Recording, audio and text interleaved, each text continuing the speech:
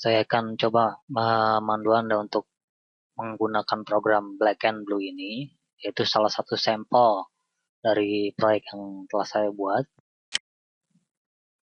Baik, sekarang kita akan coba install Black and Blue-nya. Langsung saja masuk ke CD,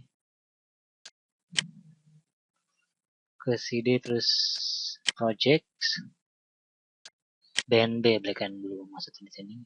Jalani setup sini, setup program ini. Telah next terus sampai selesai. Tunggu prosesnya. Jadi aplikasi ini atau program ini dibuat untuk satu distro atau toko pakaian, toko-toko sepatu, pakaian dan sebagainya. Jadi untuk memonitoring transaksi dan pendapatan pada satu manajemen per kapitanya ya. Oke, setelah selesai kita buka Black and Blue di sini all program, ada Cameron Midori Black and Blue, klik saja atau di desktop.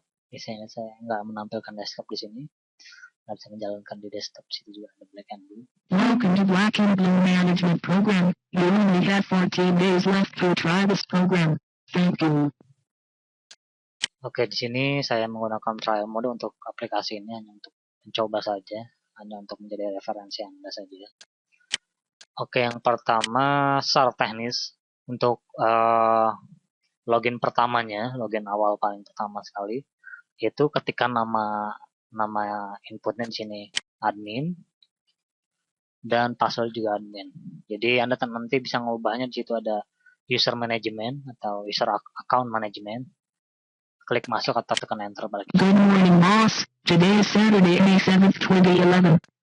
Jadi di sini juga saya fiturnya menggunakan text to speech fitur, yaitu fitur yang bisa membacakan teks semacam text reader, namanya text to speech.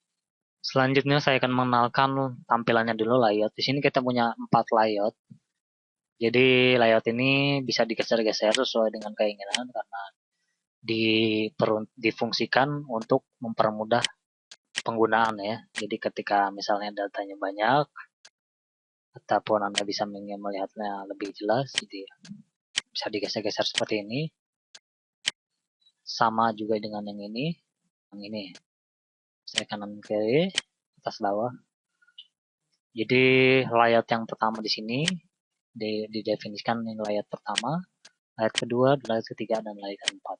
Nah, dari layout pertama, saya akan jelaskan sini. Layout pertama adalah switch tab. Jadi kita tampilan di layout ini, di panel ini bisa berubah tergantung pada tombol yang ada di atas ini. Jadi kalau kliknya order, maka akan tampil di panel ini data list order, kemudian sales dan data barang.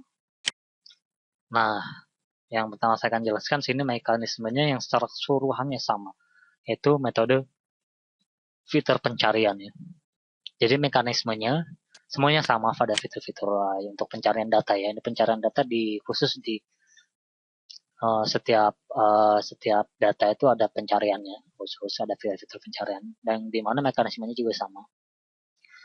Jadi fitur pencarian ini, jika kita akan mengetikkan kalimat yang sesuai dengan data yang kita cari, contohnya misalnya jam tangan, akan tampil jam tangan saja ya.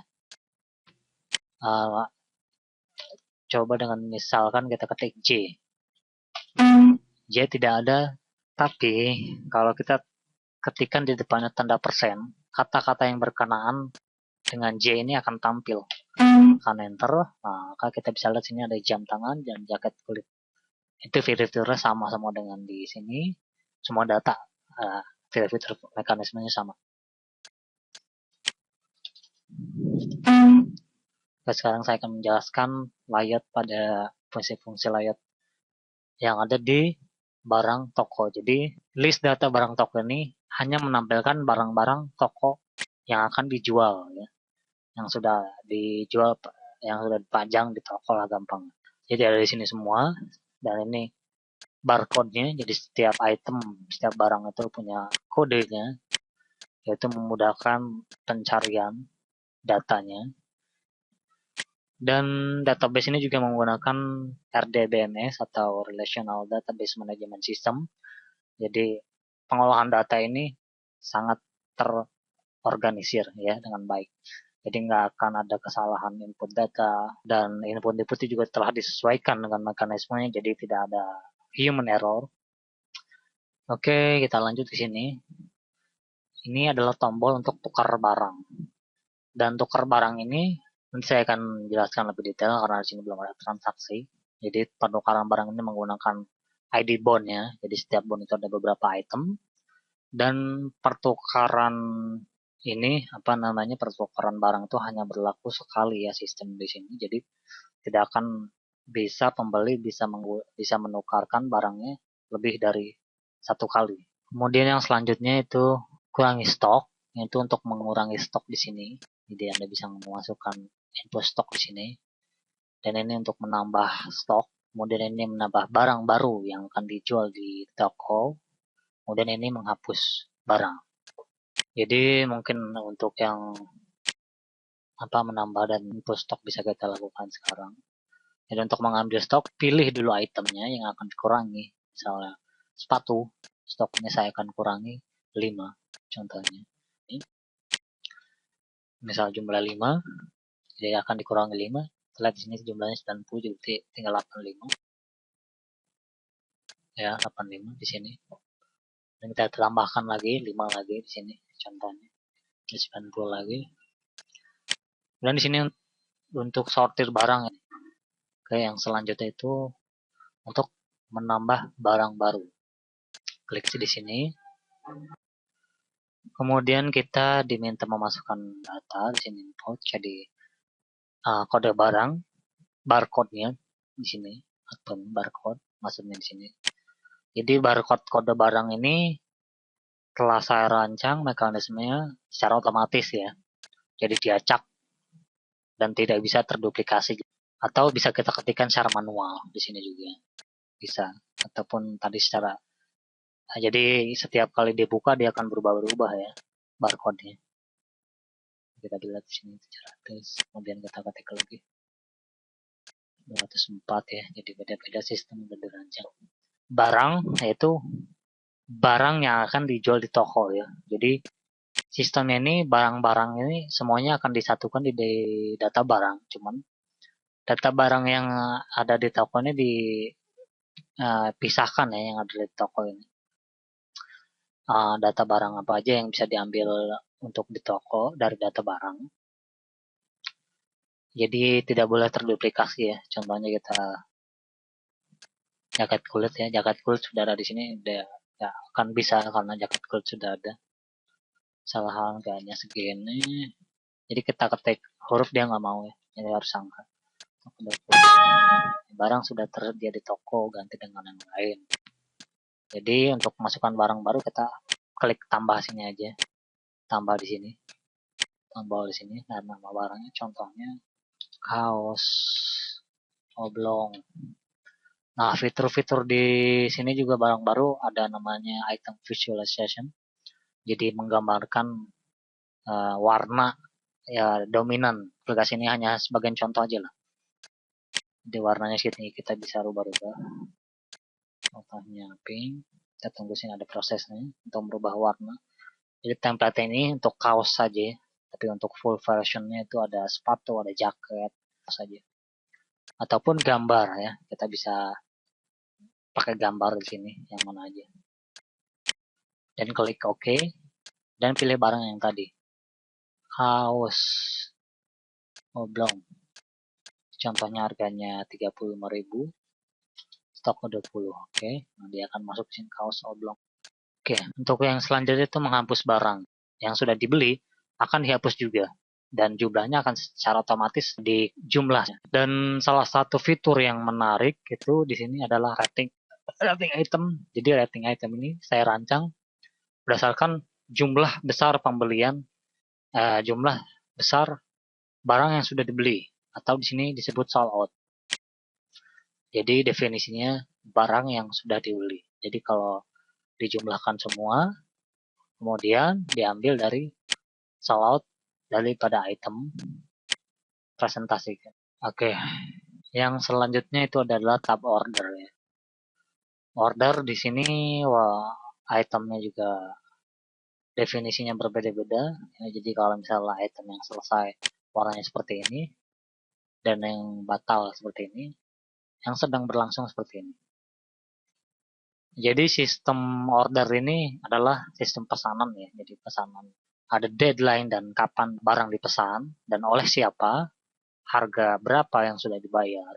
Jadi sistem akan menghitungnya secara otomatis dan barang-barang apa saja yang dipesan, jumlahnya, ukurannya, dan lebih spesifiknya, data lebih spesifiknya. Jadi kalau kita lihat data di sini, untuk melihat datanya double klik saja ya, untuk detail 2 kali klik. Di sini udah tampil.